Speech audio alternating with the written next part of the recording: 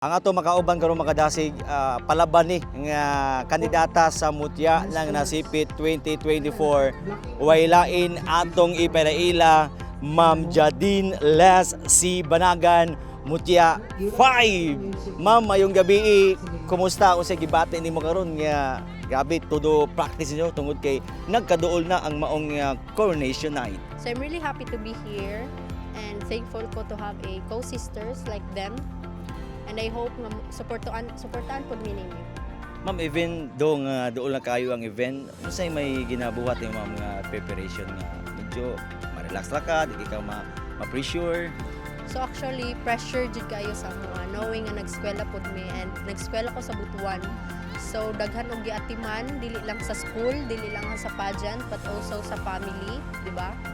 And though pressure siya, amo jud gina-try among best to show to everyone nga naniguro mi to give a great show para sa mga nasipit mo. Ma'am, nadunggan na mo nga grabe na kayo kadaghan ang imong giapilan nga pageant. Pwede na ito masayron sa mga pageant, ani nga mga location. So, actually taga-Ormoc jud ko. Naka-appeal ko before sa Ormoc, Katulo, but sa school lang to siya. But pag abot na ko here sa Butuan, is ang pinaka-first jud na ako na-appealan is school, which is Pisit, and then next is Mutihong Libertad, and next is Miss Persaa, and then Mutihong Butuan, and last na ko nag-appealan is Panaghiusa Festival.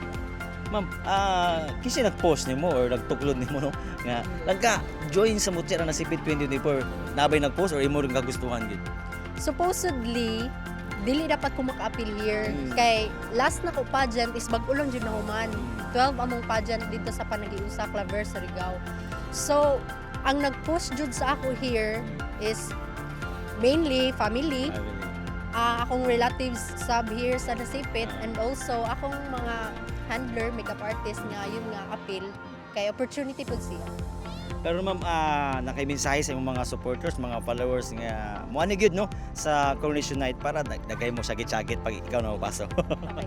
So, I am inviting everyone, dili lang kung ang nagsuporta sa ako, kundi ang nagsuporta sa AMOA, 12 candidates to be here at NASES, 7 p.m. September 28. See you!